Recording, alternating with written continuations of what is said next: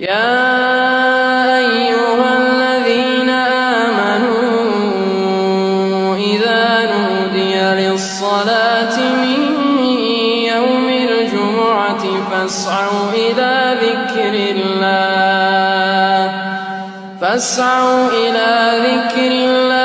वज़रुल बैअ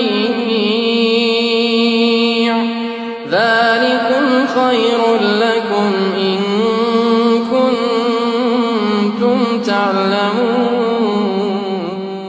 वक़ाल कुल्लु मन अलैहा फ़ान व यबक़ा वज्हु रब्बिका ज़ुल जलालि वल इकराम। सुब्हान मन ला यख़फ़ा अलैहि इख्तिलाफ़ुन निय्यात व ला यअज़ुबु अन्हु मआसिल इबाद फ़िल ख़लवात। सुब्हानल्लज़ी मिन्हु ख़िल्क़तुल इबाद व इलैहिल मआद। वमन यअमल मिस्क़ाल ज़र्रतिन खैरन यरह वमन यअमल मिस्क़ाल ज़र्रतिन शर्रन यरह। नशहदु अन ला इलाहा इल्ला हुवल मलिकुल्लज़ी ला युनाज़अु फ़ी मुल्किहि व ला युज़ादु फ़ी हुक्मिहि युअज़्ज़िबु मन यशाअु बिमा यशाअु कैफ़ यशा। व सल्लल्लाहु अला मुहम्मदिन व आलिहि ताहिरीन व लअनतुल्लाहि अला आदाइहिम अजमईन। अम्मा बाद फ़क़द क़ाल अमीरुल मोमिनीन अली इब्न अबी तालिब अलैहिस्सलातु वस्सलाम।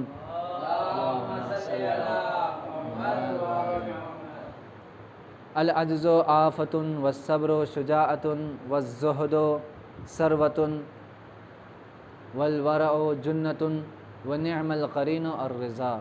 सल्लल्लाहु पढ़ दीजिए मोहम्मद।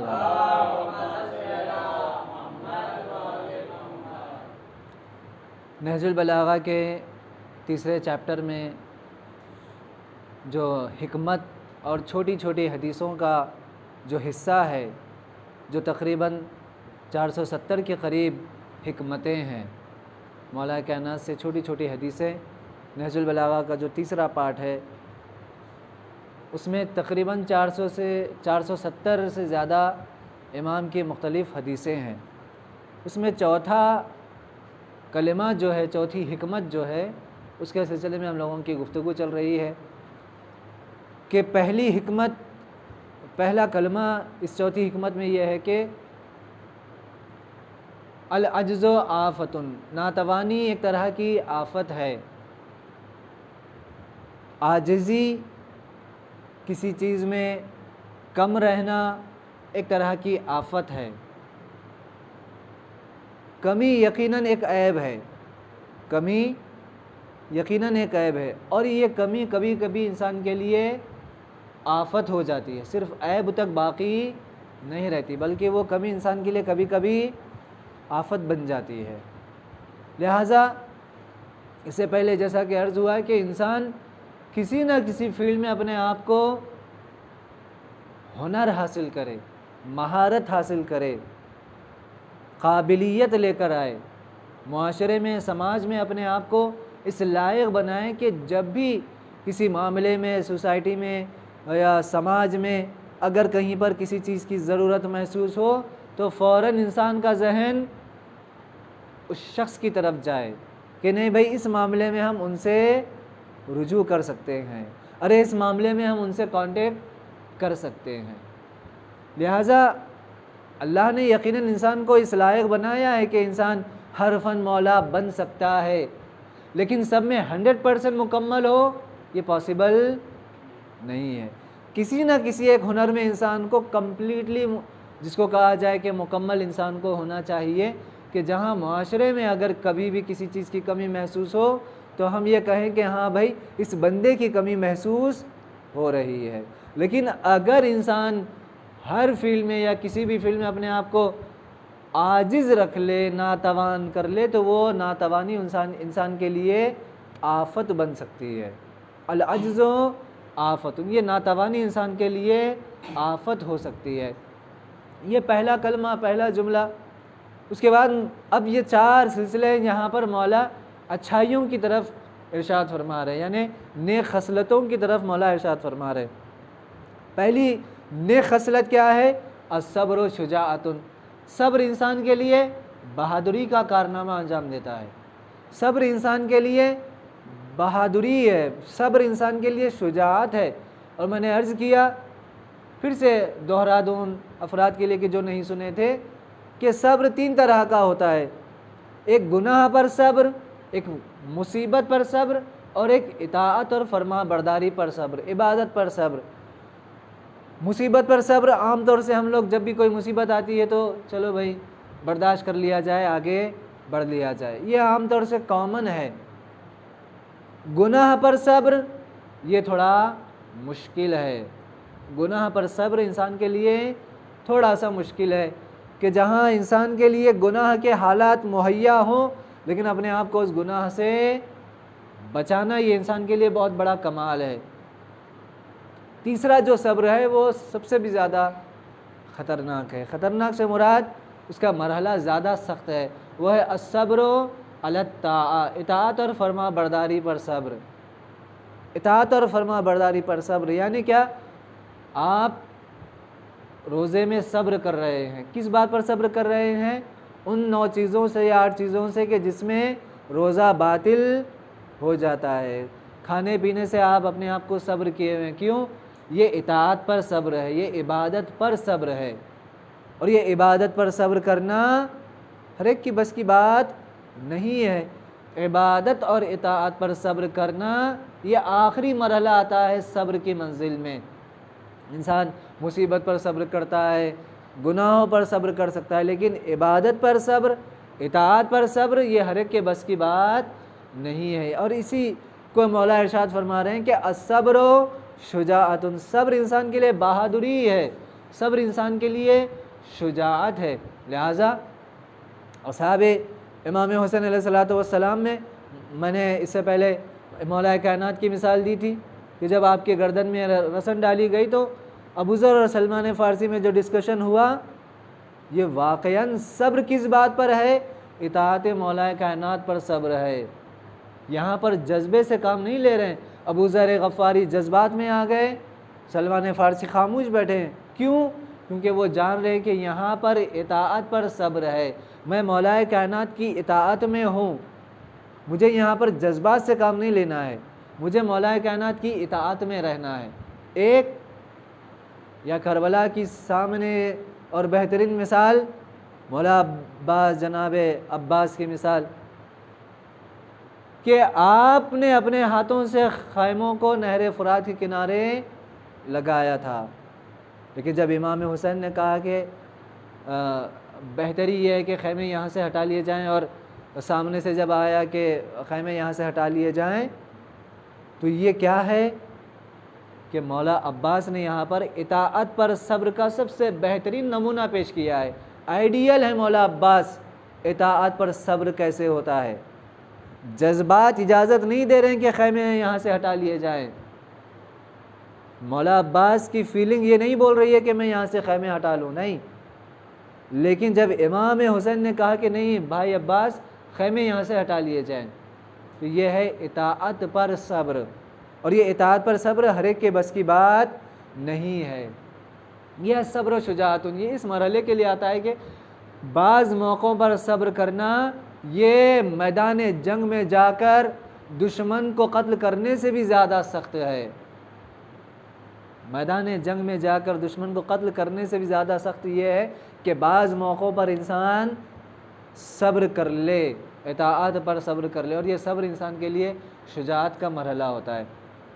अब तीसरा कलमा इस हदीस में जो है वो है अज़्ज़ुहदु सरवतुन।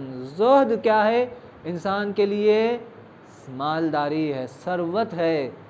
कैसे हो सकता है कि ज़ुहद इंसान के लिए, ज़ुहद का माना क्या है, ज़ुहद किसे बोलते हैं, ज़ाहिद। ज़ाहिद इंसान कौन, ज़ाहिद आमतौर से अगर आसान ज़बान में कहा जाए, जो एक जहनों में हमारे है कि जो दुनिया की तमाम ख्वाहिशों को छोड़कर, जिसको कहा जाए कि सन्यासी ले ले, जबकि इस्लाम ये रुख पेश किया जाता है, ज़ाहिद और ज़ुहद का मतलब ये पेश किया जाता है कि इंसान जो है दुनिया की सारी ख्वाहिशों को छोड़कर, रंगीनियों को छोड़कर इंसान सन्यासी बन जाए, उसे ज़ाहिद कहा जाता है। नहीं, इसे ज़ाहिद नहीं कहा जाता। आम तौर से मौला कायनात के ज़माने में एक शख्स ने, बहुत सारे लोग ये समझ लिए थे कि हम भी मौला कायनात की तरह ज़ाहिद बन जाएंगे, मोटा कपड़ा, और दुनियादारी से दूर और आबादी से दूर जाकर सिर्फ खुदा खुदा करना ये जाहिद है, इसे ज़ोहद कहते हैं। मौला कायनात ने इरशाद फरमाया कि हरगिज़ नहीं, इसे ज़ोहद नहीं कहते, मेरा मामला अलग है। मैं चूँकि हाकिम वक्त हूँ, ये मेरे ऊपर फ़र्ज़ है कि मैं इस सादगी की ज़िंदगी को मैं अपनाऊँ, सबसे कम खाने को मैं अपनाऊँ, सूखी रोटी को मैं अपनाऊँ, ये मेरे ऊपर वाजिब है क्योंकि मैं हाकिम वक्त हूँ। लेकिन तुम जो काम कर रहे हो ये शैतान तुम्हें बहका रहा है। एक मरतबा सलावत पढ़ दीजिए।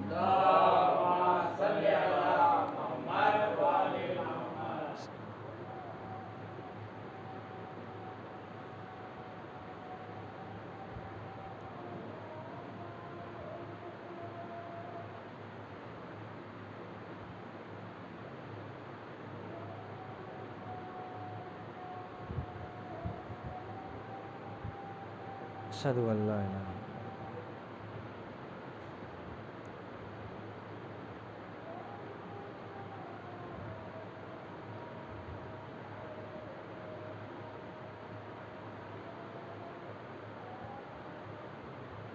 अशहदु अल्ला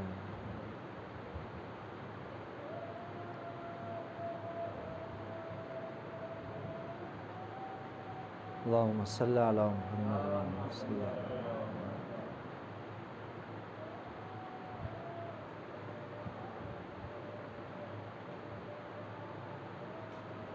अल्लाहुम्मा सल्ली अला मुहम्मद। जनाब ईसा के लिए आमतौर से ये क्रिश्चियनिटी में आप देखें पोप का जो निज़ाम आया, जनाब ईसा के मज़हब को इन लोगों ने सही नहीं समझा।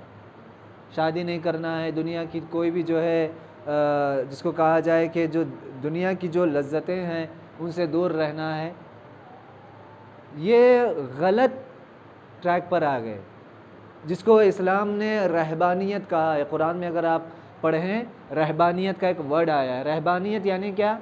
सीधे लफ्ज़ों में सन्यासी जिसको कहेंगे, कि ना शादी ब्याह ना कुछ, बस अपनी एक अलग ज़िंदगी, बस अल्लाह अल्लाह करते बैठना है, खुदा को याद करना है। ये इस्लाम इस बात का मुखालिफ है। और रहबानियत कुरान में बाकायदा अल्लाह ने इसकी मुखालिफत की है कि खुदा इस बात से राज़ी नहीं है कि तुम इन चीज़ों को अपनाओ। ज़ुहद का मतलब क्या है? ज़ुहद का मतलब ये है कि इंसान सारी नेमतें रखते हुए भी उन नेमतों से, माल और दौलत से, दुनियादारी से वाबस्ता ना होने पाए, वाबस्ता ना होने पाए। एक बेहतरीन मिसाल देता हूँ, शायद इससे पहले आप लोगों के सामने मैंने वाक़या पेश किया होगा, फिर से पेश कर दूँ बच्चों और जवानों के लिए। एक आयतुल्लाह गुज़रे, आयतुल्लाह सैयद मुर्तज़ा अलमुल हुदा, नहजुल बलागा सैयद रज़ी ने जमा की है। सैयद रज़ी के भाई थे सैयद मुर्तज़ा। वो वाक़या अगर आप लोगों को याद होगा, शेख मुफीद का कि इमाम हसन और हुसैन को शहज़ादी लाते हैं पढ़ाने के लिए।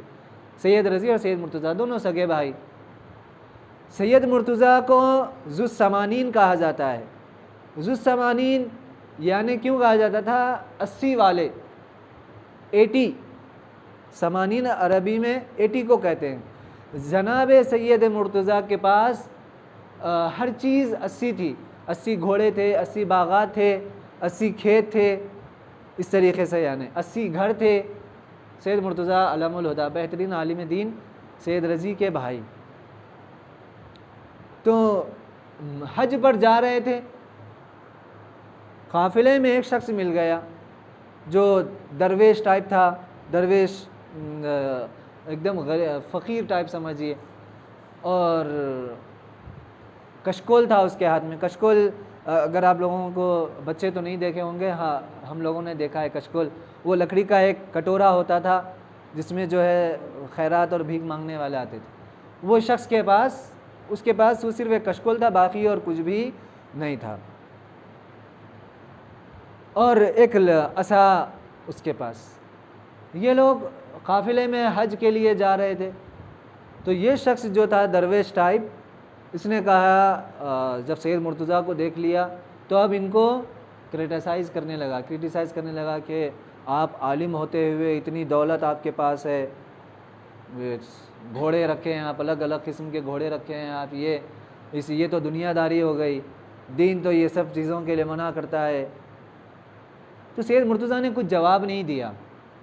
काफ़िला, चूँकि पहला ज़माना ऐसा होता था कि चलते थे, फिर जब थक जाते थे तो कहीं पर काफ़िला रुक जाता था आराम के लिए। तो एक जगह पर काफ़िला रुका। अब जब काफ़िला रुका, फिर थोड़ी देर आराम के बाद फिर काफ़िला चलने लगा। थोड़ी देर के बाद ये जो दरवेश टाइप आदमी था, जो सैयद मुर्तज़ा को जो नसीहत कर रहा था और अपने आप को बड़ा दीनदार समझ रहा था, ये शख्स थोड़ी देर के बाद वाह वाह करना शुरू कर दिया पूरे काफ़िले में। अरे ये हो गया, वो हो गया, मेरी चीज़ पीछे रह गई है,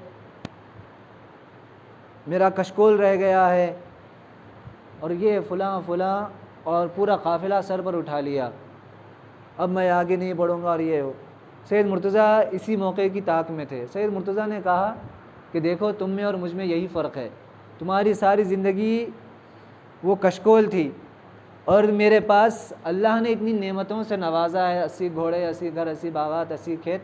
अगर खुदावंद आलम ये सारी चीज़ें मुझसे छीन ले और मेरे पास 1 रुपया भी ना रहे, तो मैं तुम्हारी तरह गिड़गिड़ाऊँगा नहीं, रोऊँगा नहीं। तुम्हारा सिर्फ एक कशकोल गया तो तुम पूरा ज़मीन आसमान एक कर दिए हो। ये है ज़ुहद। ज़ुहद यानी क्या? इंसान के पास सब कुछ होते हुए उन चीज़ों से वाबस्ता ना रहे, उन चीज़ों से अटैचमेंट ना रहे। इंसान, अगर कोई चीज़ इंसान से छिन जाए, कोई चीज़ इंसान से ले ली जाए, तो इंसान गिड़गिड़ाए ना, रोए ना, अपनी वाबस्तगी को, अपने उस कनेक्शन को इंसान ख़त्म करने का नाम ज़ुहद है। और मौला इरशाद फरमा रहे हैं कि ज़ुहद से बड़ी कोई सरवत और मालदारी, दौलत नहीं है। अज़्ज़ुहद व सरवतुन, ज़ुहद इंसान के लिए सरवत का काम करती है। आपके पास दौलत है तो भी आप नॉर्मल हैं, आपके पास जेब में एक पैसा नहीं भी है तो आप क्या है? नॉर्मल है। लेकिन अगर इंसान के अंदर ये ज़ुहद, ज़ाहिद ये ज़ाहिद और ज़ुहद का जो मफ़हूम है, अगर हम सब के अंदर आ जाए, कोई फ़र्क नहीं पड़ना चाहिए हम लोगों को कि मेरे पास जेब में अगर अभी पैसा है तो मैं बहुत हशाश बशाश हूँ, मैं बहुत खुश हूँ, अच्छे से मूड में हूँ। लेकिन अगर मेरी जेब खाली हो तो मेरे ऊपर जो है मुसीबत के आसार नमूदार हो जाएं कि सामने वाला पूछे, भाई खैरियत तो है, आज आप टेंशन में दिख रहे हैं, आज आप टेंशन में दिख रहे हैं। ये ज़ुहद नहीं है। इंसान हालात के एतबार से नहीं बदलना चाहिए। ज़ुहद सब कुछ होते हुए भी अगर इंसान एक नॉर्मल ज़िंदगी गुजार रहा है तो वो बेहतरीन ज़ाहिद है। और ज़ाहिदों का जो मर्तबा है, लिहाजा मौला कायनात की जो 14 मुनाजात हैं, मफातिहुल जनान में आप उठाकर देख लें, 14 हैं, 12 भी हैं, मुनाजात हैं, अलग अलग टाइप के मुनाजात। मुनाजात यानी एक तरह की दुआ अलग होती है, मुनाजात अलग होती है। दुआ आमतौर से इंसान खुदावंद आलम के नाम लेता है और अपनी चीज़ें मांगता है, लेकिन मुनाजात में ये होता है कि इंसान अपने आप को सबसे खुदा की बारगाह में गिरा कर पेश करता है। इंसान अपने आप को गिरा कर पेश करता है। लिहाजा मौला कायनात की एक मुनाजात है जिसमें मौला कह रहे हैं कि अनल फ़कीर व अंतल मौला, मैं फ़कीर हूँ, तू मेरा मौला है, मैं गरीब हूँ, तू मेरा आका है, मैं कुछ भी नहीं हूँ, मेरा सब कुछ तू है। ये मुनाजात है। मुनाजात में इंसान खुदा को सब कुछ मानता है और अपने आप को कम पेश करता है। लिहाजा मुनाजात में एक मुनाजात है, मुनाजात ज़ाहिदीन के नाम से, जिसमें मौला कायनात ने ज़ाहिदों की सिफत बयान की है कि ज़ाहिद और ज़ुहद किसे कहते हैं। इमाम फरमा रहे हैं कि अज़्ज़ुहदो सरवतुन, ज़ुहद इंसान के लिए सरवत है। मेरे लिए कोई फ़र्क नहीं पड़ना चाहिए, मेरे लिए कोई फ़र्क नहीं पड़ना चाहिए अगर मेरी ज़िंदगी नॉर्मल तरीक़े से चल रही। लिहाजा मौला कायनात इरशाद फरमाते हैं कि एक दिन तुम्हारे भलाई में है, दुनिया एक मौका ऐसा है कि सब तुम्हारी भलाई में है, तो खुदा का शुक्र अदा करो। अल यौम यौमान, दिन 2 तरह के होते हैं, यौमुन लक व यौमुन अलैक। एक दिन तुम्हारे साथ होता है एक दिन तुम्हारे तो जिस दिन में तुम्हारे पास नेमतें हैं खुदा का शुक्र अदा करो, जिन दिन में तुम्हारे पास नेमतें नहीं हैं और उस दिन में खुदा का सब्र करो, खुदा के मुकाबले में सब्र करो। लिहाजा मौला कायनात ने जो इरशाद फरमाया कि अज़्ज़ुहद सरवतुन, ज़ुहद इंसान के लिए मालदारी है। लिहाजा पैगम्बर अकरम हज़रत मोहम्मद मुस्तफ़ा सल्लल्लाहु अलैहि वसल्लम, पैगम्बर अकरम मौला कायनात से इरशाद फरमाते हैं कि या अली इन्नल्लाह ज़य्यनका बिज़ीनतिन, ऐ अली अल्लाह ने तुम्हें एक बेहतरीन जीनत से नवाजा है, बेहतरीन खूबसूरती से नवाजा है कि लम युज़य्यनिल इबाद बिज़ीनतिन, ऐसी जीनत और ऐसी खूबसूरती अल्लाह ने अपने बंदों में से किसी को भी नहीं दी है। अपने बंदों में से किसी को भी ऐसी खूबसूरती अल्लाह ने नहीं दी है, ऐसी जीनत और आराइश और आसाइश अल्लाह ने किसी भी अपने बंदों में से नहीं दी है। वो क्या है?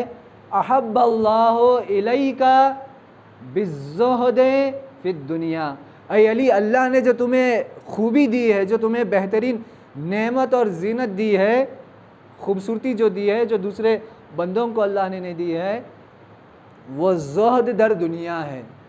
वो ज़ुहद दर दुनिया है। ज़ुहद दर दुनिया यानी क्या?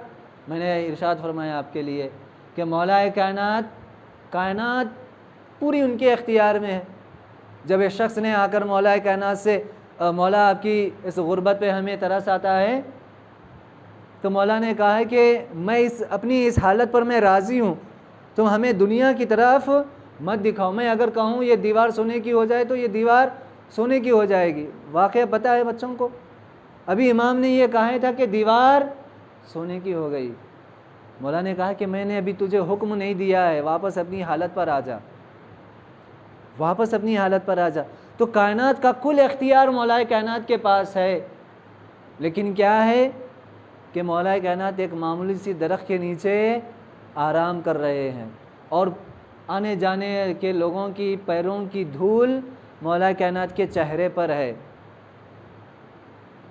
मौला पैगम्बर अकरम ने ये हालत को देखते हुए इरशाद फरमाया कि या अबा तुराब कुम, या अबा तुराब, ऐ मिट्टी के बाप उठ जाओ नींद से। तो ये क्या है? ये ज़ुहद है। सारी कायनात का इख्तियार रखते हुए, सिंपलिसिटी जिसको कहा जाए, सादगी ज़िंदगी, ये इसे ज़ुहद कहते हैं कि सब कुछ रखते हुए भी मौला कायनात ने ऐसी ज़िंदगी गुजारी। तो ये ज़ीनत मौला कायनात को सिर्फ़ अल्लाह ने दी है। अज़्ज़ुहदो सरवतुन। उसके बाद मौला आगे इरशाद फरमाते हैं कि निअमल अलवरअ जुन्नतुन, परहेज़गारी इंसान के लिए क्या है? सिपर का काम करती है, शील्ड का काम करती है। और आखिरी जो फ़िक्रा है इस चौथी हिकमत में, निअमल क़रीनो अर्रिज़ा, बेहतरीन दोस्त इंसान का कौन है? बेहतरीन साथी इंसान का कौन है? अर्रिज़ा, रिज़ा। रिज़ा यानी क्या? खुदा की मसलहत पर राज़ी रहना, खुदा की हिकमत पर खुश रहना, इसे रिज़ा कहते हैं। खुदाया तूने मेरे लिए ये मुहैया किया है, मैं तेरी इस हिकमत पर, मैं तेरी इस मसलहत पर राज़ी हूँ। ये चौथी हिकमत में 5 कलिमात थे। सबसे पहला कलिमा था आजिज़ी के बारे में, दूसरा कलिमा था सब्र के बारे में, तीसरा कलिमा था ज़ुहद के बारे में, चौथा कलिमा था परहेज़गारी। ये मौका रोज़ा इंसान के लिए परहेज़गारी का बेहतरीन मौका है। अलवरअ जुन्नतुन, परहेज़गारी रोज़े का जो सबसे अहम मकसद जो अल्लाह ने कुरान में इरशाद फरमाया कि रोज़ा तुम्हें परहेज़गार बनाता है, रोज़ा तुम्हें तक़वा सिखाता है। लिहाजा पैगम्बर अकरम के पास जब लोग आए और सवाल किया कि या रसूल अल्लाह, रोज़े में सबसे बेहतरीन इबादत कौन सी है? पैगम्बर अकरम ने इरशाद फरमाया इज्तिनाबुल महारिम, हराम कामों से दूर रहो, यही रोज़े में सबसे बेहतरीन इबादत है, यही रोज़े में सबसे बेहतरीन इबादत है। इज्तिनाबुल महारिम, हराम कामों से दूर रहना। 5वां जो कलिमा है निअमल क़रीनो अर्रिज़ा, अल्लाह की रिज़ायत पर राज़ी रहना, अल्लाह की मसलहत पर राज़ी रहना, अल्लाह की हिकमत पर राज़ी रहना। ये चौथी हिकमत में थी जिसमें 5 कलिमात मौला कायनात ने इरशाद फरमाया। खुदा से यही दुआ है कि खुदाया हम सब को मौला के इन कलिमात पर अमल करने की तौफीक इनायत फरमाए। बिस्मिल्लाहिर्रहमानिर्रहीम वल अस्र इन्नल इंसाना लफ़ी खुस्र इल्लल लज़ीना आमनु व अमिलुस सालिहाति व तवासौ बिल हक़्क़ि व तवासौ बिस सब्र।